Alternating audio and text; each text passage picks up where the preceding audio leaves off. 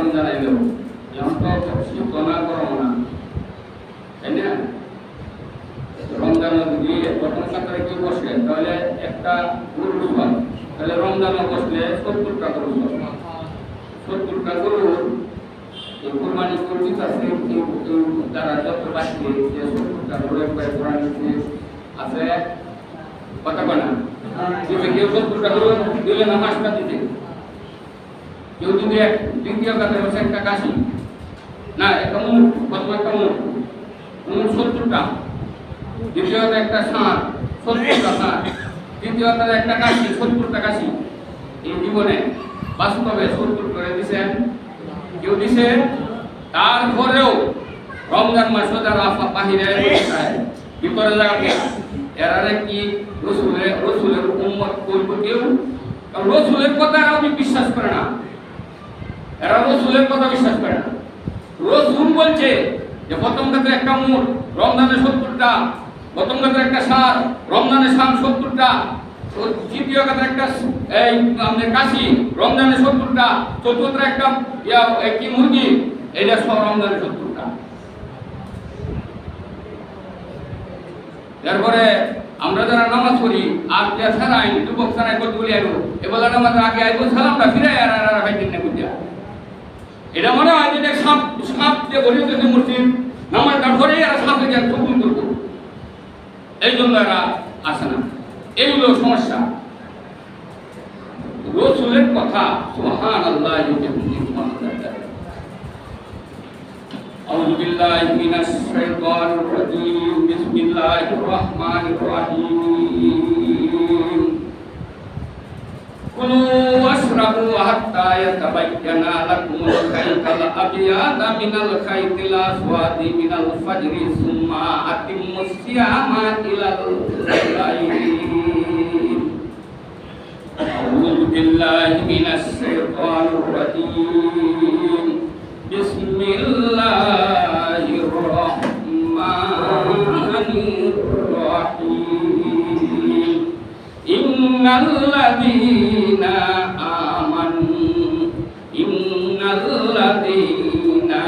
আমানু কানাত লাহুম জান্নাতুল ফিরদাউসি নুজুলা খালিদিনা ফিহা লা ইয়াবুনা আনহা হিওয়ালা।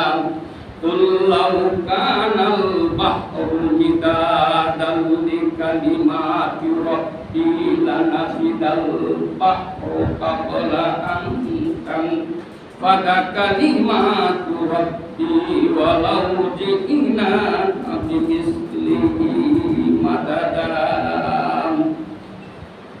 পৃথিবীর গাছগুলো যদি কলম হয়ে যেত, সাগর মহাসাগরের পানিগুলি যদি কালি হয়ে যেত, তবু প্রভু তোমার মহিমা গাওয়া শেষ নাহি হতো। সুবহানাল্লাহ। সাল্লাল্লাহু আলা মুহাম্মাদ সাল্লাল্লাহু আলাইহি ওয়াসাল্লাম। সাল্লাল্লাহু আলা মুহাম্মাদ সাল্লাল্লাহু আলাইহি ওয়াসাল্লাম। মুহাম্মদ ने आकर कुफर को मिटाया, कुफर को मिटाकर सदाकत बताया। सल्लल्लाहु अलैहि मुहम्मद सल्लल्लाहु अलैहि वसल्लम। सल्लल्लाहु अला मुहम्मद सल्लल्लाहु अलैहि वसल्लम। सल्लिमु या कौम बल सल्लु अला सद्रिल आमीन मुस्तफा मा जाआ इल्ला रहमतल लिल आलमीन।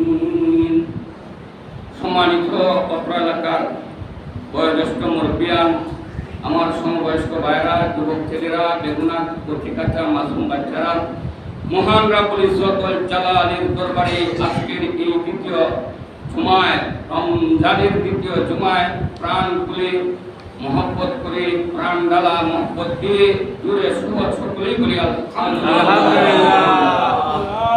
আমি আল্লাহ পাকের কোরআনে কারীম থেকে দুটি আয়াত তেলাওয়াত করেছি। এই দুটি আয়াতের বিষয়ে আমি কিছু কথা বলবো। এর আগে বলতেছি আমি যে ইয়া আইয়ুহাল্লাযীনা আমানু কুতিবা আলাইকুমুস সিয়াম, এটা কিন্তু আমরা যারা নামাজ পড়ি প্রতি বছরই বহু আলোচনা করি, ঠিক না? কুতিবা আলাইকুমুস সিয়াম কামা কুতিবা আলাল্লাযীনা মিন ক্বাবলিকুম লাআল্লাকুম। এই আয়াতটার সারমর্ম হলো, যেমন কোরআনের সারমর্ম হলো সূরা ফাতিহা, এটা জানেন? সারা কোরআনের সারমর্ম আজকে এটার মধ্যে কোনো একতলাপ নাই। দেখবেন আপনারা যারা মোবাইল দেখেন, রমজান সম্পর্কে বিভিন্ন তারাবি সম্পর্কে অনেকে অনেক মন্তব্য করে, কিন্তু আজ পর্যন্ত কেউ বলতে পারবেন যে বলছে যে এই রমজানের সূরা ফাতিহার মধ্যে একতলাপ আছে, কোরআনের সারমর্ম না, কোরআনের মা নাই, এটা কেউ শুনছেন? সূরা ফাতিহা হলো কোরআনের মা। আর এই যে আয়াতটা কুতিবা আলাইকুমুস সিয়াম, কুতিবা এখানে আল কিতাবুল মাসদার, এটা আল কিতাবু কি মাসদার, মাসদার মানে ক্রিয়ামূল, আরবি শব্দ হলো মাসদার, বাংলা হলো ক্রিয়ার মূল। ক্রিয়া মানে কাজ, আমল, আমলের মূল, কাজের মূল। তো সেই হিসেবে আল কিতাবাতুল মাসদার, তার অর্থ হলো লেখা। অর্থ কি? লেখা। ইংলিশটা সবাই তোমরা বুঝো, রাইট। রাইট করলে তো নাকি রাইট নাকি রাইট না, লেখার ইংলিশ কি রাইট। আবার কথাও কেউ সেই কথা বলে রাইট, কেউ কয় না এই কথা ঠিক কইছে, হ্যাঁ ঠিক, হ্যাঁ সেটা হলো লেখা। তাহলে এই জিনিসটা দেখেন, আমরা সবাই কিন্তু ইংলিশটা এরকম ভাবে বুঝি, কিন্তু কোরআন যে আমার মূল মন্ত্র, এটা কিন্তু কিভাবে এটা এই কুতিবা হইলো, কিভাবে কাতাবা হইলো, এটা কিন্তু আমরা বলতে পারি না। কথা বুঝতে পারছেন? রাইটটা বিশ্লেষণ স্যার করছি যে ডব্লিউ হইলে লেখা হইলো, আর আর হইলো ঠিক হবে, কথাটা ঠিক, ইয়েস, তাই না? কথাটা ঠিক।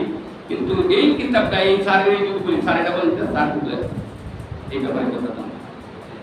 তাহলে কোরআনের বিষয়টা বেশি আমাদের কোরআনকে কেন বলেছি যে আপনি একটা কদম দিবেন নিজে, তারাবিনা তারাবিনের গুনাহ আপনি যারা পড়তে পারেন একটা কদম দিবেন, আল্লাহ রাসূল বলেছে 70টা কদমের সওয়াব। সুবহানাল্লাহ।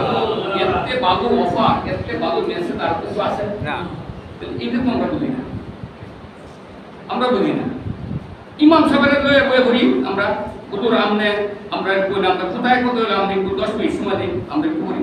কিন্তু আল্লাহ পাক দেখলে বান্দা আমার, দাদা আমার কোরআনের প্রতি কি আছে, একটা মহব্বত আছে, কথা ঠিক কি না? কিন্তু এত বড় অফার দিল, এরপর আল্লাহ তাআলা বলল আলাম ইয়াতিকুম নাযির, তোমাদের কাছে কি আমার কোনো সতর্ককারী কেউ আসে নাই? যে আল উলামা ওয়ারাসাতুল আম্বিয়া, এরকম আলিম উলামা কি তোমাদেরকে বুঝায় নাই যে রমজান মাসে এত এত বরকত?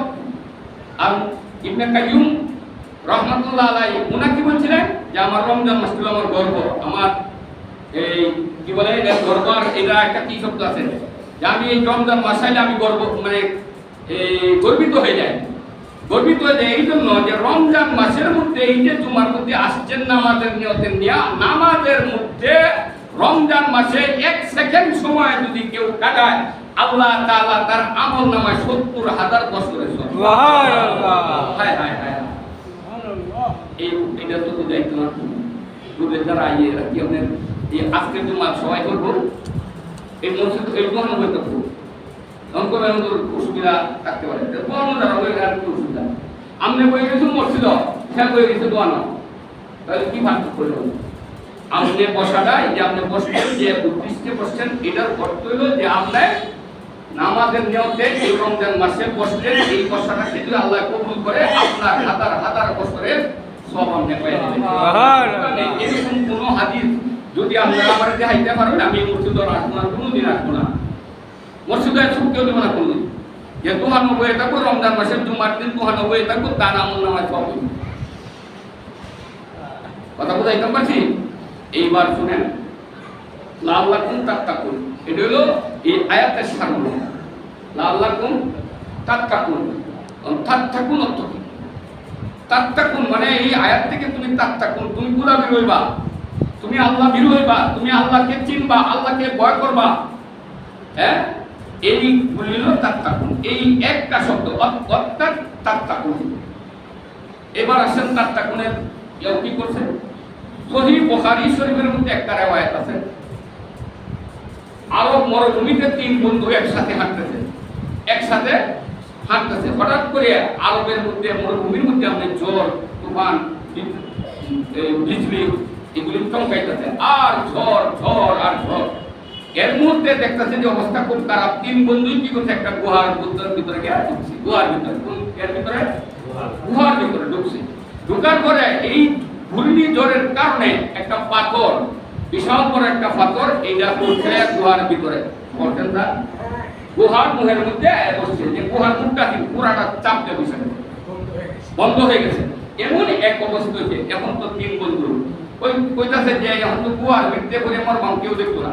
এমনি যদি বাহিরে থাকতাম তো দৌড়াদৌড়ি করে নেমে যাইতাম, আরো অন্য মানুষের দেখতো, একটু সহযোগিতা পাই মনে। কিন্তু এটা কি করলাম? এত বোকামি, সবাই বোকামি করতো।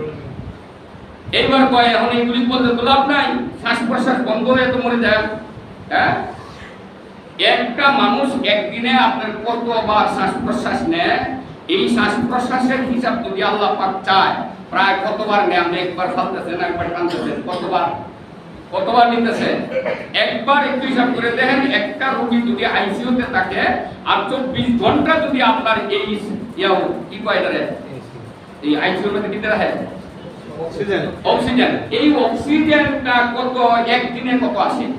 আর আমারে আপনারা এই আল্লাহ পাক এই শ্বাস প্রশ্বাস টানতেছি আজকে 70 বছর 60 বছর ধরে, কয়দিন বিল দিছুন আল্লাহরে? বিল দিছুন কেউ?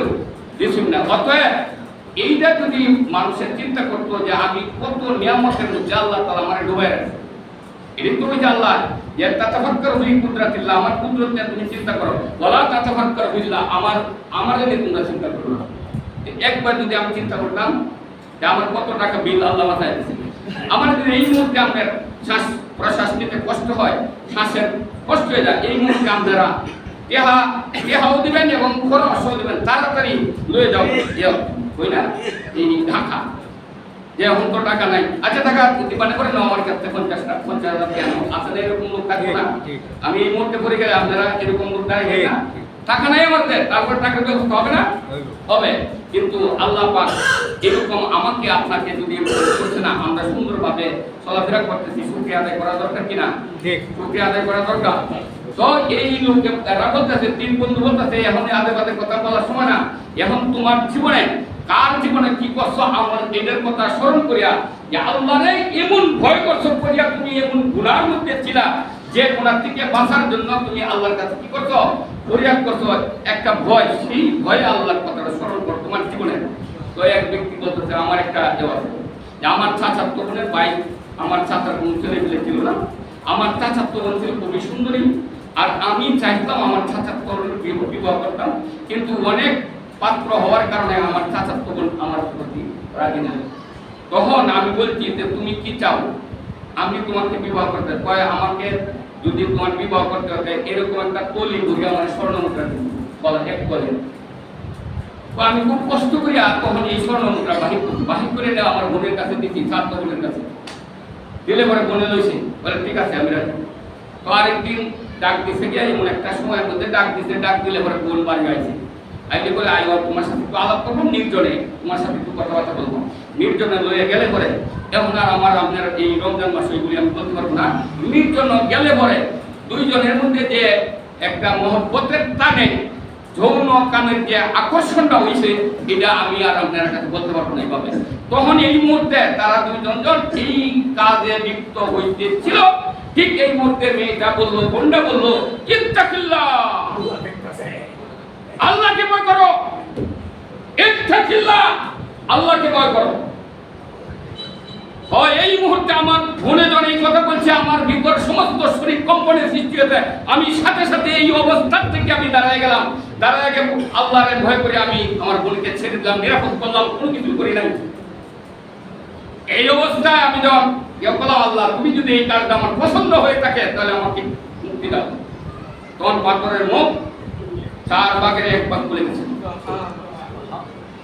বুঝতে পারছেন? আর আমরা 8 বছরের বাচ্চারাও রেহাই দেই না, সারা বাংলাদেশ কম্পিত হয়ে গেছে।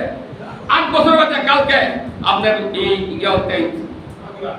মৃত্যুবরণ করছে, জানাজা হয়েছে, দাফন কাফন করছে, কিন্তু সারা বাংলাদেশ কথা কিনা এই অবস্থা। আর এই অবস্থার থেকে কিরকম ছিল মেয়েটা, শুধু বলছি তাকিল্লাহ, তাত্তাকুন, আল্লাহকে ভয় করো, আল্লাহকে ভয় করো। সাথে সাথে এই অবস্থা থেকে দাঁড়ায় বলছে আল্লাহ আমি তোমাকে একমাত্র ভয় করি, আল্লাহ তুমি যদি আমাকে এই কাজটা আমলটা পছন্দ করে থাকো আজকে আমাদেরকে মুক্তি দাও। আরেক বন্ধু বললো তোমার কি আমল আছে বলো? সেই বন্ধু বললো আমি আমার জীবনে কোনোদিন আমি আমার একটা উট ছিল, উট দহন করতাম সারাদিন পরিশ্রম করে, রাত্রে দহন করতাম, দহন করে আয়া দেখতাম মা বাপ সজাগ থাকলে তাদেরকে আগে খাওয়াইতাম, খাওয়াই পরে আমার কি করতে খাওয়াইতাম। একদিন ঘটনাক্রমে এই উট দহন করতে পারলো না আমার বিবিও, আমার বাচ্চারা ছোট ছোট, তখন আমি অনেক পরে আসছি, আসার পরে আয়সা দেখি আমার এই মা বাপ ঘুমায় পড়ছে আর বাচ্চারা একটু কিছু খাওয়ার জন্য খাটতেছে। দুধটা দহন করছি, দহন করে আইসি, আয়া মা বাপ ডাকছি, মা বাপ ঘুমছে, ঘুম উঠে না, দাঁড়ায় রইলাম এক পেয়ালা দুধ লইয়া, আর বাচ্চারা এদিকে কাঁদতেছে, বিবি বলতেছে আছে তোমার মা বাপ পুত্র আর তোমার মা বাচ্চারা খাইতে না, আমি আগে আমার মা বাবারে খাওয়াবো তারপরে আমার বাচ্চারা খাবে। তখন এইবার দেখা গেল যখন তারা প্রাকৃতিক হাজতের প্রয়োজন হয়েছে, প্রাকৃতিক হাজত প্রথম পায়খানা যাবে, তখন কথা কইছে রাত্রের গভীর রাত্রে, তখন এই দুধের পেয়ালা নিয়ে আমি দাঁড়িয়ে আসলাম মা বাবার শিয়রের কাছে, আল্লাহ তুমি এই আমলটা যদি আমার পছন্দ করে থাকো, আমি যদি কানে স্নেহকে আমার জীবন কাটতেছে দিকটা, আমি বলছি তোর আগে দিব না, আমার মা বাবারে খাওয়ার উপরে তোরা খাবে, এই কাজটা যদি পছন্দ করে আমি মা বাবার কানে স্নেহতে সহি নেওতে করে থাকি, তাহলে আজকে আমাদেরকে মুক্তি দাও। লাল্লাকুম তাত্তাকুন, আল্লাহ পাক বললেন তুমি আমাকে ভয় করছো, ভয় করার কারণে আজকে মা বাপরে তোর প্রাধান্য বিষয় তোমার জীবনকে বাদ দেয়া তোমাকে তোমার আমল নামায় আমি তোমার এই কাজে আমি সন্তুষ্ট। আল্লাহ পাক সাথে সাথে 3 ভাগের 2 ভাগ সরাই দিলেন।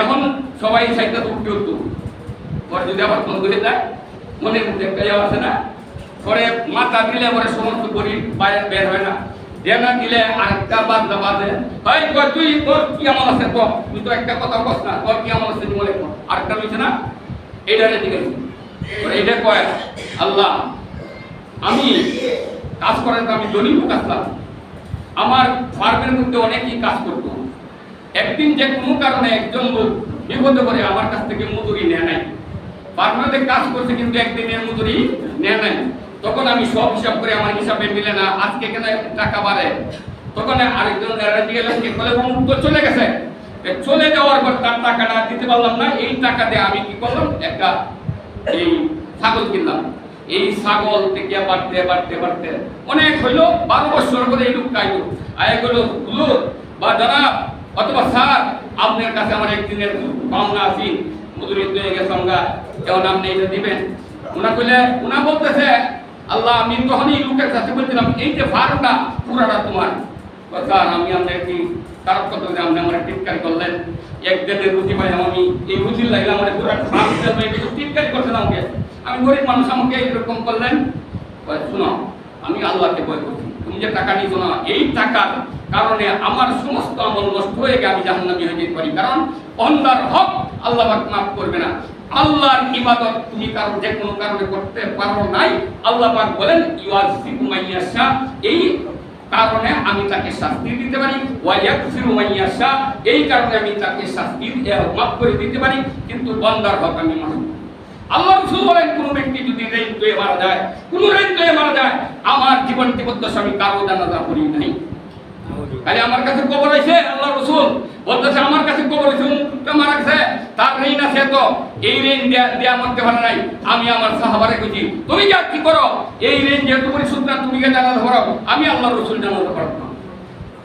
আর আমার ঋণ কি পরিমাণ জানেন? বাবা আমার কাছে বাবা মরে আপনারা কেউ দাবি দিবেন আপনারা ইমাম সাহেব ডাক্তার ভাই কিনা এইটাও কেউ যদি ভাই তখন কিছু আমরা জানেন এটা এটা ডাক্তার করুন একবারে ফাই ফাই করে তুলে দেবেন যে হিসাব আমনের হিসাব কেউ দিত না, আমনের ঋণ কেউ দিত না, ছেলে দিত না, মেয়ে দিত না, ব্যাংকের কোটি কোটি টাকা তোয়া পরে লাশ ঘরের মধ্যে রাখিয়া গ্যাসের মধ্যে রাখে হচ্ছে, এলাকার মানুষ হচ্ছে দেখে গন্ধকে পরে দেখে লাভ সারান কি একটা মদ খাইছে, একটা গাঞ্জা খাইছে, একটা বাবা সাবান গিয়াবা খাইয়া আপনার গুনছে ইয়ে করতেছে ব্যাংকের কত টাকা আছে, কত আমার, কত তোর, এই হিসাব করে 3 দিন লাশ গ্যাসের মধ্যে। কথা ঠিক কিনা? কথা কেনা কথা ঠিক? আমি নিজ কথা কইতাছি। মানুষ যখন যায় রাস্তাতে গন্ধের লাগে নিতে পারে না, চুই দিছে গেছে মা লাশ বনবন করতেছে, মারছে গন্ধে গড়বড় করেছে। এই হলো আপনার আমল নামা। আপনি ব্যাংকের পেয়াও দিয়ে গেলেন না, মানে এই নদী লাইন না, মরসুম করে দুনিয়ার মধ্যে আল্লাহ দিয়ে দিছে এই অবস্থা। কথা কোথায় ঠিক? তাহলে আপনি যতটুকু কামাই করেন আপনি নিজের হাতে নিজের ঋণ দেওয়া যাবে। সারা দেহ দিল কিনা আজ পর্যন্ত দেয় নাই। আপনারা আরো আগে কইছি, আজকে আর বলবো না। আজ পর্যন্ত দেয় নাই, মারা গেছে প্রায় 20 বছর হয়ে গেছে। মা খুঁজে কইতাছে কে, কিন্তু এক পয়সাও দেয় নাই। কে চলছি আপনার নামও খুব সুনাম, অনেক সুনাম আপনার, কিন্তু এখন পর্যন্ত কেউ দেয় নাই। ওই লোক বলতেছে তুমি আমাকে বাঁচাইছো, আমি তো চিন্তা করছিলাম যে কিছুদিন পরে এই ফার্মের যা আছে সমস্ত কিছু আমি আল্লাহর রাস্তায় দান করে দিলাম। এরপর আল্লাহর কাছে মাপ চাইছি, আল্লাহ সে দেখাইবো, সে যদি না ছাড়ে তাহলে কি ভাবে বাঁচবো? তুমি যে আসছো আমার সেই জন্য শুকরিয়া আদায় করে শেষ করতে পারবো না। তোমার এই টাকা দিয়ে আমি একটা ছাগল কিনছি, ছাগলতে আর ছাগলতে আর ছাগলতে আর হইতে 10 হইতে পারে, 20 হইতে পারে, 100 হইতে 1000 হইতে, এই সবগুলি এখন তোমার, তুমি রয়ে যাও।